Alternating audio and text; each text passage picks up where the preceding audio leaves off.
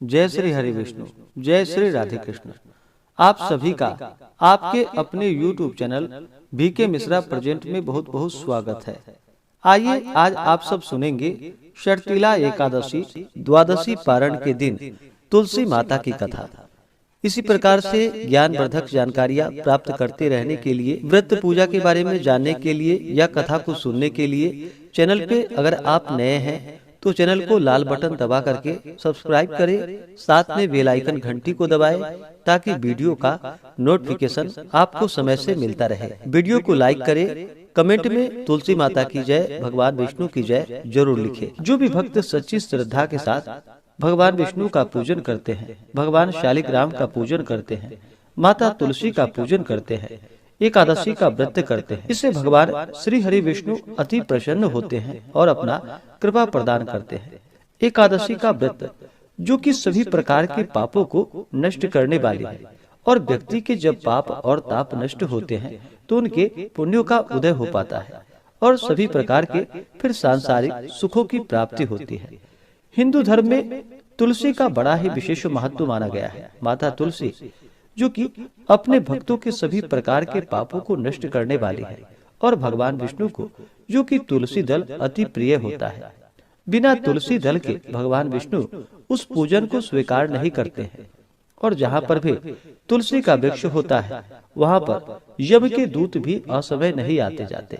इसलिए चाहिए कि माता तुलसी का पूजन करे और तुलसी वृक्ष के नीचे जो कि दीपक जलाने चाहिए। इससे माता तुलसी अपना कृपा प्रदान करती है। माता तुलसी का विवाह जो कि भगवान शालिग्राम के साथ विधि विधान के साथ कार्तिक के महीने में किया जाता है और प्रत्येक दिन भगवान विष्णु का पूजन करना चाहिए। भगवान विष्णु के पूजन के साथ साथ माता तुलसी का पूजन करते हुए कथा भी श्रवण करना चाहिए।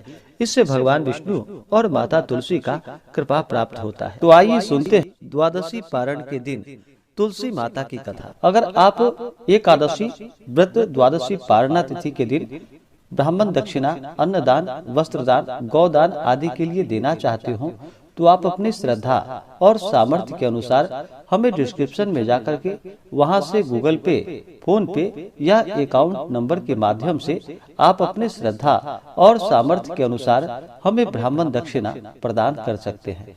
तो बोलिए प्रेम से माता तुलसी की जय, भगवान श्री हरि विष्णु की जय, माता लक्ष्मी की जय, भगवान शालिग्राम की जय, एकादशी माता की जय, सर्वदेवी देवता की जय। तुलसी से जुड़ी हुई एक कथा जो कि बड़ी ही प्रचलित है।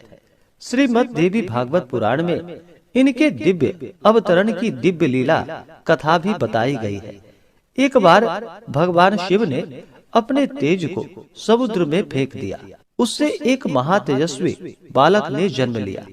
यह बालक जो कि आगे चलकर जालंधर के नाम से पराक्रमी दैत्य राजा बना। इसकी राजधानी का नाम जो कि जालंधर नगरी पड़ा। दैत्यराज काल नेमी की कन्या वृंदा का विवाह जालंधर से हुआ। जालंधर जो कि महाराक्षस था, अपनी सत्ता के मद में चूर होकर उसने माता लक्ष्मी को पाने की कामना से युद्ध किया, परंतु समुद्र से ही उत्पन्न होने के कारण माता लक्ष्मी ने उसे अपने भाई के रूप में स्वीकार किया। वहां से फिर पराजित होकर वह माता पार्वती को पाने की लालसा से कैलाश पर्वत पर पहुंच गया। भगवान देवादिदेव शिव का ही रूप धारण कर माता पार्वती के समीप गया, परंतु माता ने अपने योग बल से उसे तुरंत ही पहचान लिया तथा वहां से अंतर ध्यान हो गई। देवी पार्वती ने क्रुद्ध होकर सारा वृतांत भगवान विष्णु को सुनाया। जालंधर की पत्नी वृंदा अत्यंत ही पतिव्रता स्त्री थी। उसी के पतिव्रत धर्म की शक्ति से जालंधर ना तो मारा जाता था और ना ही पराजित होता था। इसलिए जालंधर का नाश करने के लिए वृंदा के पतिव्रत धर्म को भंग करना बहुत ही जरूरी था। इसी कारण भगवान विष्णु ऋषि का वेश धारण कर वन में पहुँचे। वहाँ वृंदा अकेली ही भ्रमण कर रही थी, वहाँ पर घूम रही थी। भगवान के साथ दो मायावी राक्षस भी थे, जिन्हें देखकर वृंदा भयभीत हो गई। ऋषि ने वृंदा के सामने पल में दोनों को भस्म कर दिया। उनकी शक्ति को देखकर वृंदा ने कैलाश पर्वत पर महादेव के साथ युद्ध कर रहे अपने पति जालंधर के बारे में पूछा। ऋषि ने अपने माया जाल से दो वानर को प्रकट किए। एक वानर के हाथ में जालंधर का सिर था तथा दूसरे के हाथ में धड़ था। अपने पति की यह दशा को देखकर वृंदा मूर्छित होकर वहीं पर गिर पड़ी। होश में आने पर उन्होंने ऋषि रूपी भगवान से विनती की कि वह उसके पति को जीवित करे। भगवान ने अपनी माया से पुनः जालंधर का सिर धड़ से जोड़ दिया, परंतु स्वयं भी वह उसी शरीर में प्रवेश कर गए। वृंदा को इस छल का जरा भी पता न चल पाया। जालंधर बने भगवान के साथ वृंदा पतिव्रता सा व्यवहार करने लगी, जिससे उसका सतीत्व भंग हो गया। ऐसा होते ही वृंदा का पति जालंधर, जो कि भगवान शिव से युद्ध कर रहा था, वह युद्ध में हार गया और मारा गया।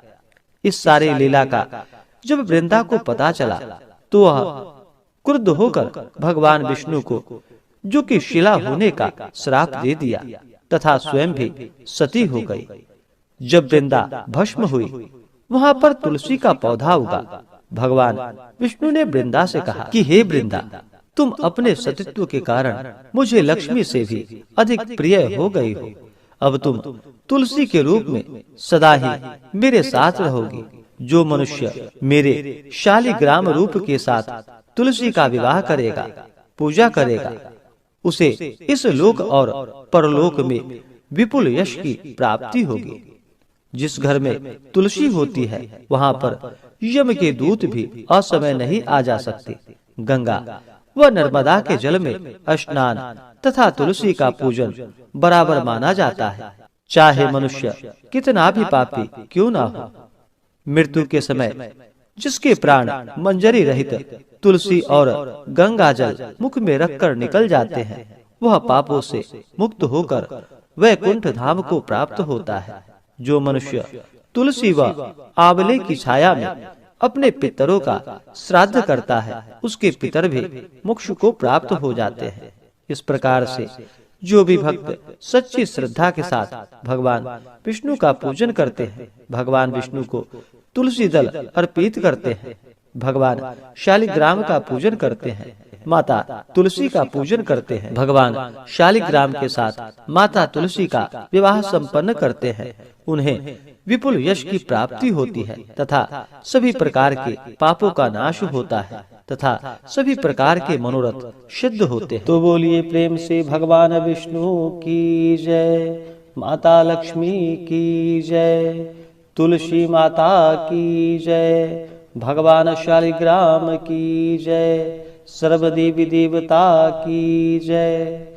इसी प्रकार से जो भी भक्त सच्ची श्रद्धा के साथ, नियम और निष्ठा के साथ भगवान विष्णु का पूजन करते हैं, भगवान शालिग्राम का पूजन करते हैं, तुलसी माता का पूजन करते हैं, उनके सभी प्रकार के दुख और कष्ट दूर हो जाते हैं तथा भगवान विष्णु की कृपा से, माता तुलसी, माता लक्ष्मी की कृपा से व्यक्ति के सभी प्रकार के पाप और ताप नष्ट हो जाते हैं तथा सुख और समृद्धि की प्राप्ति होती है।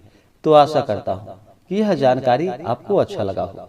ऐसे ही ज्ञानवर्धक जानकारियाँ प्राप्त करने के लिए हमारे इस चैनल पे अगर आप नए हैं तो चैनल को लाल बटन दबा करके सब्सक्राइब करें, साथ में बेल आइकन घंटी को दबाएं ताकि मेरे वीडियो का नोटिफिकेशन आपको समय से मिलता रहे। वीडियो को लाइक करें, शेयर करें, सुखी रहें और स्वस्थ रहें। जय श्री राधे कृष्ण। धन्यवाद।